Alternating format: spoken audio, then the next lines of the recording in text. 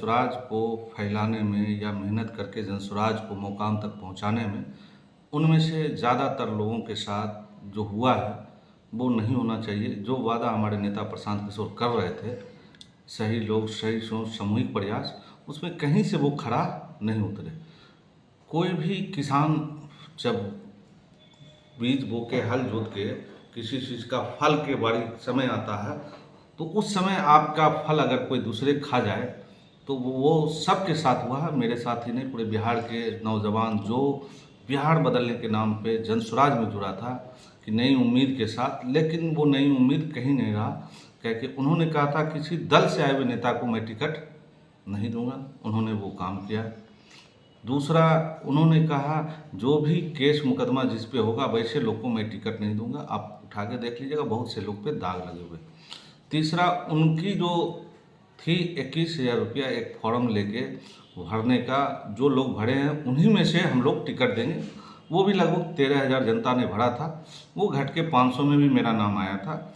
लेकिन मैं लगातार से पूरा उसमें 4-5 दिन रुका तो ऐसा लग रहा था कि मैं जनसुराज का कोई हिस्सा नहीं हूँ। आज पहला बार उस ऑफिस में घुसा हूँ।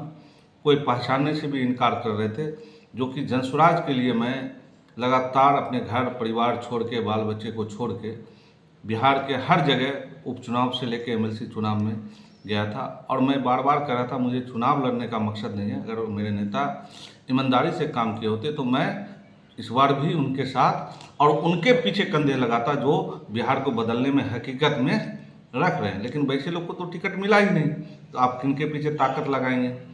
दूसरी चीज़, जब हम वहाँ पे थे तो हमको बैठ के बात करते, भाई तारिक भाई आप 5 दिन से आइए, मिलिए, इस बार चुनाव लेने के लिए। लेकिन ऐसा लग रहा था मतलब मैं उस घर का हिस्सा ही नहीं हूँ। तो बड़ा अफसोस के साथ मैं कहना चाह रहा हूँ कि बिहार के नौजवान को जिस सोच के साथ मेरे नेता प्रशांत किशोर ने कहा था वो कहीं से खड़ा नहीं उतरे, इसलिए हम वहाँ से निकल गए। और उनका रास्ता अलग है, मेरा रास्ता अलग है।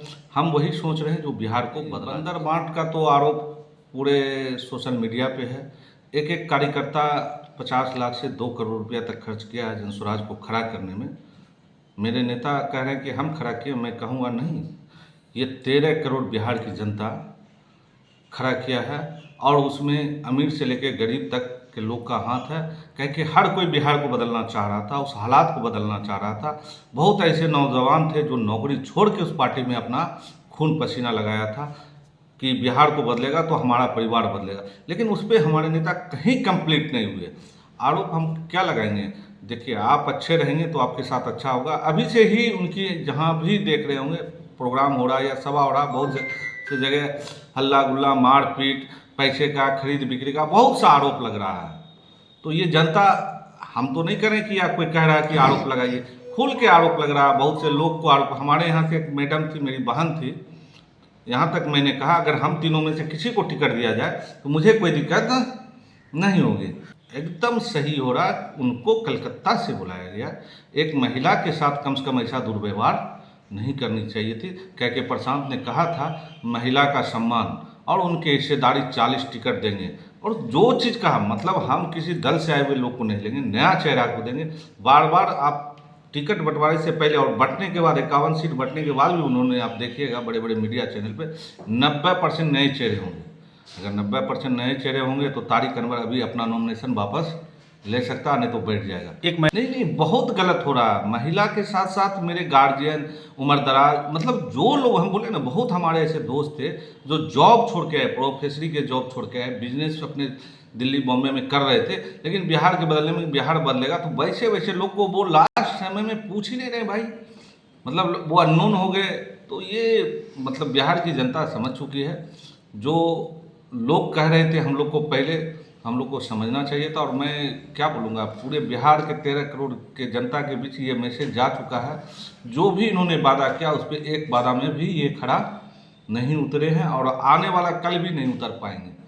ये सिर्फ बिहार को 3 साल गुमराह किए हैं, हर समाज को भटकाने का काम किया। हाँ, लेकिन बिहार की जनता इतना जागरूक जरूर है, वो समझ रहा है मेरी वोट की कीमत किधर जाएगी। लोग अच्छे बुरे कौन हैं वो अब समझ चुका है, उनसे ज़्यादा। अरे अन्य नेताओं तो पहला बार ये विश्वास करने आए ना, ये 13 करोड़ उन नौजवानों को कह रहा था जो नहीं हुआ 35 साल में, वो मैं करने जा रहा हूँ। लेकिन ये तो मतलब क्या बोले कि जब टिकट की बंटवारा का बात आया तो 35 दिन में इनका सारा खेल खुल के रह गया कि नौजवानों से जो जो वादा किए उस पर कहीं खरा नहीं उतरे हैं। तो वो लोग तो कम से कम कहीं ना कहीं इधर से उधर उसको लगा रहे हैं, ये तो उस लायक भी नहीं छोड़े कि मतलब कहीं ना कहीं कोई सेटलमेंट हो सके। क्योंकि अब जैसे बोले ना मैडम तारा श्वेता आर्या, एक दिन पहले नॉमिनेशन के एक दिन पहले इनको बुलाया जाता है कलकत्ता से कि आप आके टिकट ले जाइए, फिर बैठा के और दूसरे को टिकट दे दिया जाता है। ये क्या मजाक बना के रख दिया है। मैं एक हफ्ता पहले जूम मीटिंग में था, बोला गया था कि जो ये 500 का लिस्ट है, इसी लिस्ट में से नाम की घोषणा होगी, कोई अननोन चेहरा नहीं होगा घोषणा से पहले। लेकिन पहले 51 में ही घोषणा स्टार्ट हो गई थी और परिवारवाद का तो लगना स्टार्ट हो गया था कि आरपीसी सिंह की बेटी को टिकट उन्होंने देने का काम किया। तो ये एक व्यापार बना के इन लोगों ने लोगों को गुमराह करके 10 इधर जोड़ो 10 उधर जोड़ो, और नौजवान को लास्ट में जो आजकल कंपनी आती है ठग के चली जाती है। तो आप कितने बार धोखा दीजिएगा बिहार की जनता। अब इस गुमराह में नाम अच्छे रख लेने से, अच्छे बात बोल लेने से उस पर खरा नहीं उतरिएगा तो कोई भी आपका प्रोडक्ट नहीं खड़ा। उन लोगों ने देखा, वहाँ पर कुछ मारपीट भी उस दिन हुई थी शेखपुरा हाउस में, और एक कार्यकर्ता के साथ हुआ था, और जेएसपीटी वाले मारपीट किए थे, वो भी वीडियो वायरल है। मैं भी उस कैंपस में ही था, मैंने देखा यहाँ पे एक कार्यकर्ता का इज्जत नहीं है, तो मैं निकलने वाला था।